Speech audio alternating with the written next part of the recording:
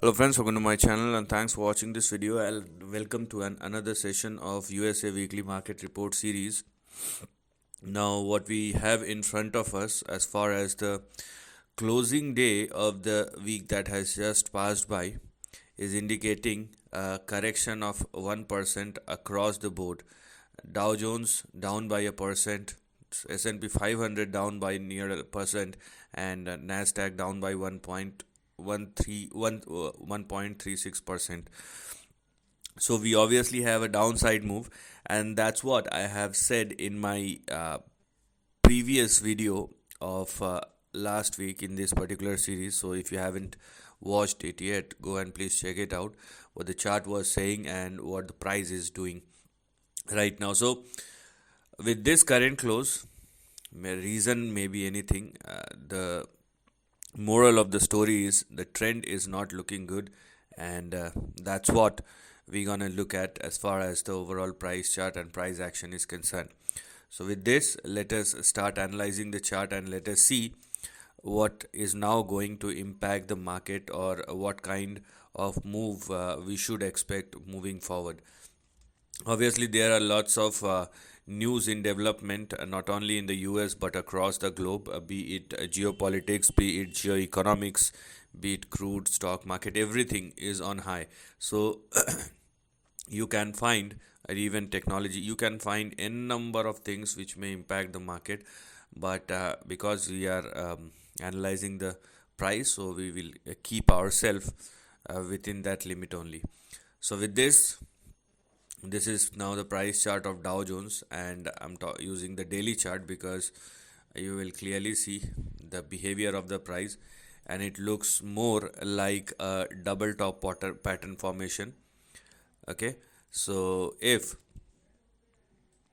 Dow Jones, so the two lines representing the resistance for Dow Jones, and unless Dow Jones surpasses these two lines, we are still in a downtrend, and the levels which I'm talking about are 44,961 and 45,150. So if you are looking for an upside, then let Dow Jones surpass and sustain above these two levels. Meanwhile, what we have in front of us is a correction. The chart is telling us that the correction has just started right now. So if this is indeed a correction, then obviously you better be ready for this range, which means a 10% kind of move. But we have to check it time after time. It's not going to be a one way move. So obviously, what I have talked about the overall trend, but I would rather focus on this range, which starts with 45,000 and 44,960 on the upside and ends at 43,920. Anything beyond 43,920 may open up further downside. But just to keep everything in check and just to understand the current range, this highlighted section is something which is currently active, and that's what you're going to look at right now. So the first chart is showing us a negative trend. Now let us move back, or let us go to the price chart of Nasdaq. And Nasdaq, it's a range bound price formation, but the important thing is the close we have for Nasdaq composite is below the 50-day moving average, which is not positive, or below this red line, as you can clearly see, which is nothing but the 50-day moving average. So creating lower highs is not at all a good sign. Maybe by a margin, but it is not at all a good sign. So even for Nasdaq, we have 19,880, 20,050, and we have 20,236 as far as the next three resistance levels are concerned. So if Nasdaq continue to trade below all these three levels, then we have this current range which is right now active, and that's what we need to focus on. So even if I look at the second chart after Dow Jones, it is giving us obviously within a range right now, but it is still giving us a negative indication where we find our next big support at 19,159 and 18,850. So basically, this is the range which we are going to look at moving forward, and this is what one should focus on. Okay, now let us move to S&P 500, which is the most balanced one, and I cannot call this as a negative, but for the time being, because it is trading above, or the close we have seen is above this red line or 50-day moving average, but it is also trading near resistance, and right now it is rejecting the resistance as of now. If you are looking at S&P 500, we have resistance at 6,110 and 6,140. So these are the two resistance level which we have in front of us, and S&P 500 is rejecting the resistance as far as the current range or price action is concerned, and the range which is currently active, or the range which one should look at right now, is this particular section where we have our next two or three support levels, and they are 5862, 5836, and the stock can even uh, fall till 5775. So these are the possibilities which are visible as far as the current range or price action. So one thing which is clearly visible right now, or as of the close, as of the current close we have seen on 7th of February 2025, either we can clearly see a range bound price formation or a negative trend even within a range, but all these three index are indicating a downside. So that is something which you must acknowledge and look at. Now let us go and check out the main indicator, which is dollar index. Now dollar index turns volatile, no doubt about it, but it is not falling actually. Even if it turns volatile, I cannot call this as a fall unless it actually closes below 107 or lower. Okay, so whatever is happening above these two lines.